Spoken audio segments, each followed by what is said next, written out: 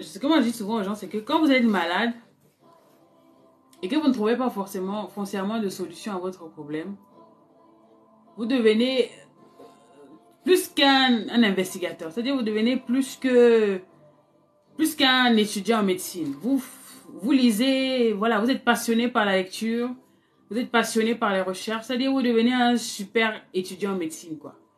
Sans cursus, sans rien du tout. Mais vous transformez en étudiant en médecine.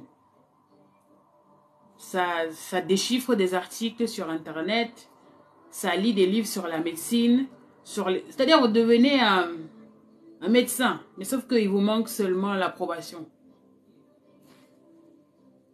Donc c'est clair que lorsque vous allez chez votre médecin, souffrant d'une condition, et que celui-ci vous dit qu'il ne peut pas vous aider davantage, mais ça pose problème.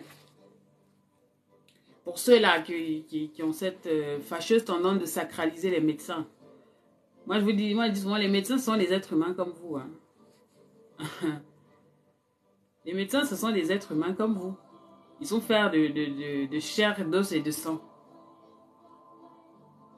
Donc, pensez qu'un médecin, c'est une sorte de magicien, abracadabra, et puis tout va s'arranger.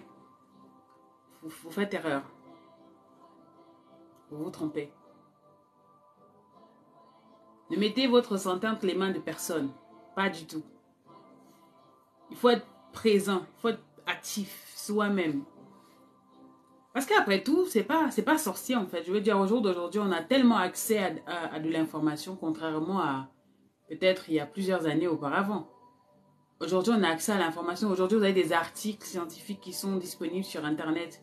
Aujourd'hui, vous avez des tonnes de livres sur la médecine, sur l'anatomie, la physiologie, l'ostéopathie, la dermatologie.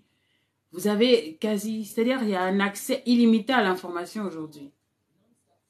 Donc, n'hésitez pas vous-même à vous documenter. N'hésitez pas à lire, n'hésitez pas à faire vos propres recherches avant de vous aventurer dans des histoires. Moi, je le dis tout le temps.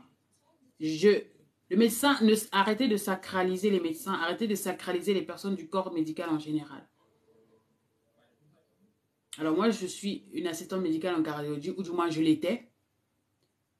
Mais je peux vous assurer que être interne et être externe, c'est deux mondes très différents. Il y a beaucoup de choses qui se passent en interne qui ne sont pas forcément appétissantes.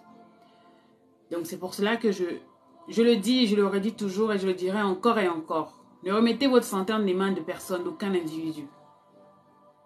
C'est un métier de brave, c'est un métier de prestige, c'est un métier... voilà, il n'y a même pas de mots. J'ai même pas de mots pour qualifier cela. Mais cela ne m'empêche pas quand même de vous dire, ne remettez pas votre santé entre les mains de qui que ce soit. Prenez-vous en main, peu importe.